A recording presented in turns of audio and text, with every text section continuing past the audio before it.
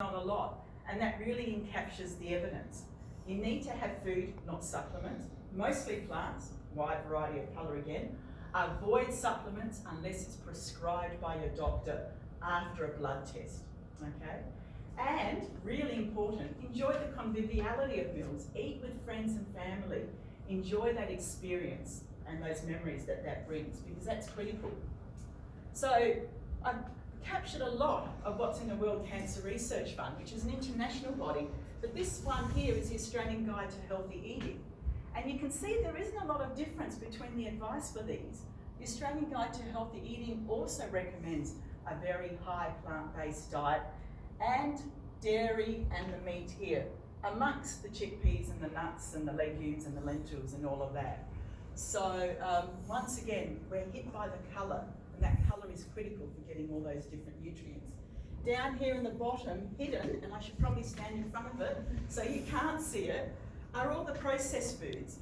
And the AGHE is about to be revised, and we believe there's going to be more emphasis on how bad this group of foods is. Okay, high in salt, high in sugar, and saturated fat.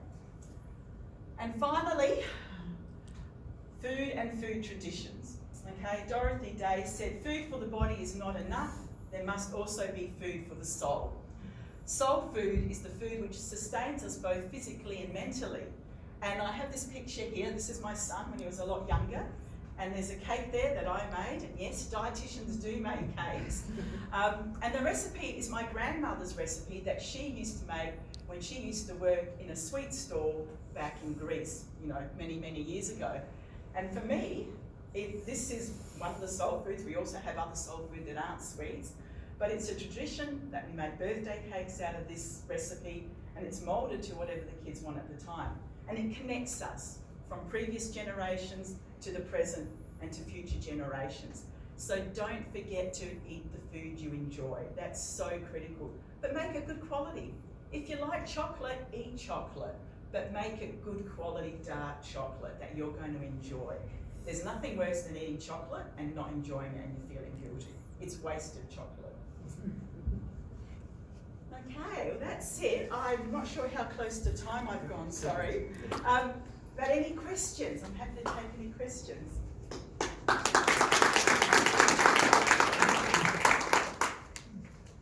Yeah, this works. Thank you, Anthony. That's not going to work. Any questions for Evangeline? We went through a lot, didn't we? I think one of the take-homes for me at least was that that when people have a diagnosis like a brain tumour, they often try and grab onto what could be relatively easy, fads or trying to come up with more extreme diets that you talk about. And from what I can gather from what you're saying is that it's not only is it not really effective, but it can also do harm because of the potential for loss of weight and then loss of nutrients that actually come along with some of those extreme diets. So incredibly important to have a very good and well-balanced diet. And also on the days where you don't feel well, you can eat less on those days, that's fine, but eat more on the other days and try to balance it out.